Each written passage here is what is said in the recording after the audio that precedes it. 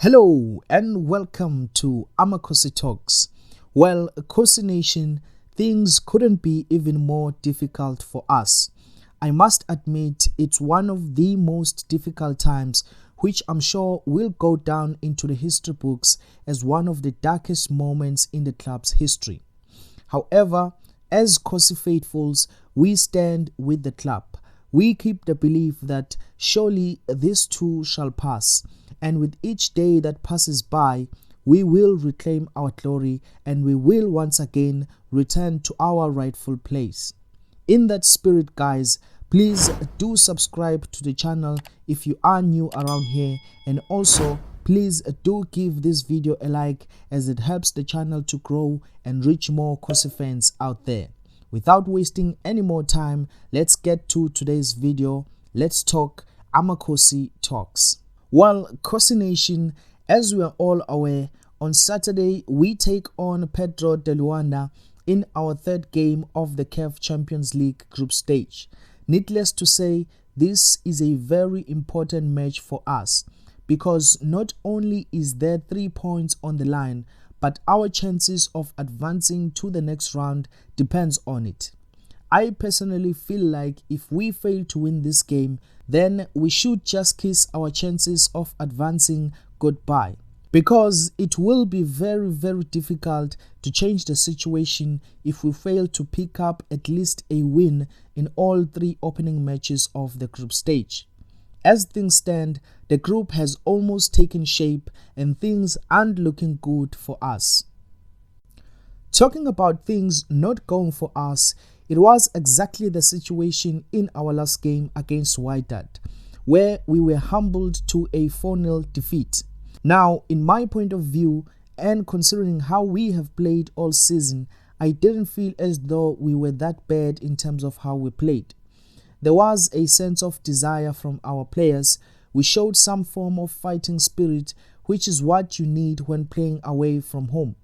But there is no denying that we were beaten convincingly.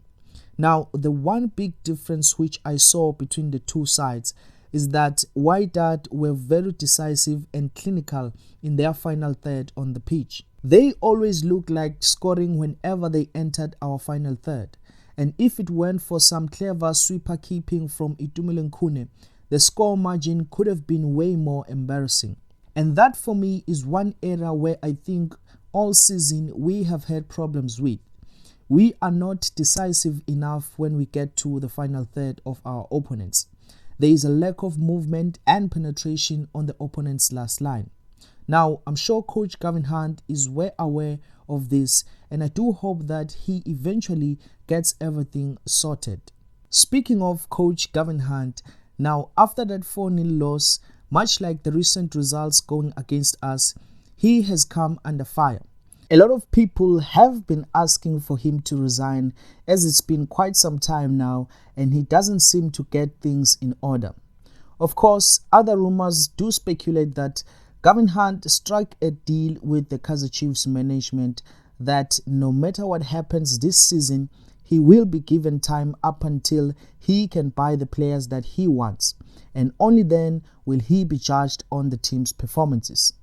Now, for me personally, guys, I think even if it wasn't Gavin Hunt who was appointed, this was bound to happen. The cracks were already there for everyone to see in the latter stages of last season, and the transfer ban didn't help things in any way. Now, with everything going on, I would like to know your views on this matter. Do you also feel like Coach Gavin Hunt has failed and therefore must resign with immediate effect? Or are you of the view that this was bound to happen and Gavin Hunt should be allowed to buy his preferred players and be judged from the coming season? Go down to the comments section and leave your thoughts, and let's get the conversation going. It will be very interesting to hear and read through all your comments, guys. And now, moving back to the main talking point today, like I said earlier, we continue our quest in Africa's biggest club competition, and on the agenda it's Petro de Luanda of Angola. The kickoff is scheduled for 6 o'clock in the evening, South African local time. Now, again, like I said earlier, we have to be winning this one. If we are to give ourselves any fighting chance whatsoever, then we should collect all 3 points. Because in our advantage, we are playing at home. And unlike our last game, we are playing in familiar surroundings and circumstances. And therefore, we should see a better and positive response from the whole team. In terms of preparation, I think the coach has had enough time to prepare for this match. In the past couple of weeks, we know that not much preparation time has been available and afforded to, with the team playing every after 2 days, but this time around, we have had a good 4 to 5 days to prepare both psychologically and on the training ground. Now, taking a look at our opponents, they come into this match having lost both their opening matches of the group stage. So, it's fair to say they will also be looking at picking up their first win of the group. I must also add that both teams are yet to score in this season's group stages. So, when you look at all these aspects, a lot is at stake on this game. And for me personally, I feel like whoever loses on Saturday, then they are already out of the competition. Again, we are dealt another blow as Captain Ramahlemphahlele was sent off in the dire minutes against Wydad, which adds to the list of players already ruled out due to injury or illness. Things don't seem to be in our favor, but for the sake of giving ourselves a fighting chance, this is a must-win, and the available players have to show up and they have to deliver. And there it is, guys. Be sure to watch the match, and I will also pin the link to watch the match here on the comment section 1 hour before the match actually starts. Remember to subscribe if you haven't already, and I will see you in my next upload. Inkosi, alipheli umoya.